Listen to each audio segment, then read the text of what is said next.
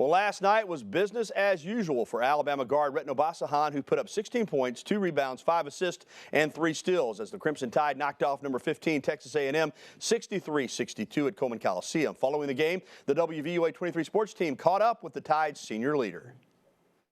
I'm Brandon Kamerman here with Retin Obasohan. Retin led the Tide with 16 points tonight in a 63-62 win. 4 wins this season over top 25 teams. First time you guys have done that in over a decade. Do you pay attention to rankings, wins like this over top 25 teams? I mean, we try not to, but at the same time, you can't help it, because everybody's like, oh, you're about to play, number 15 Texas A&M. But, I mean, at the same time, it's still Texas A&M. So we try not to focus on those things, but at the same time, those are big wins. These are big games, and the resume building wins. So you come into the game with a little bit of a chip on your shoulder, but regardless of that, you still got to do what you got to do. Retin, this has been a special season for you.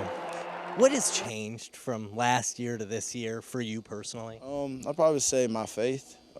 Went through a really rough patch in the spring and in the summer, so I really just made that decision. Just to really up my faith and really go after Christ, and that's really just transcended into everything I've done, academics, athletics, and it just really kept me going with a smile on my face. So I would say that's probably the biggest thing that's changed for me, more than anything on the court or in the classroom. You're talking a little bit about Avery in there and what he's meant to you this year. Can you talk to me about Coach Johnson, how he's helped you progress this year? He's helped me tremendously. One of the biggest things, he's teaching me the nuances of the game. A lot of, he's played point guard, and he was one of the best to ever do it. So to have him as your head coach, there's no substitution for that.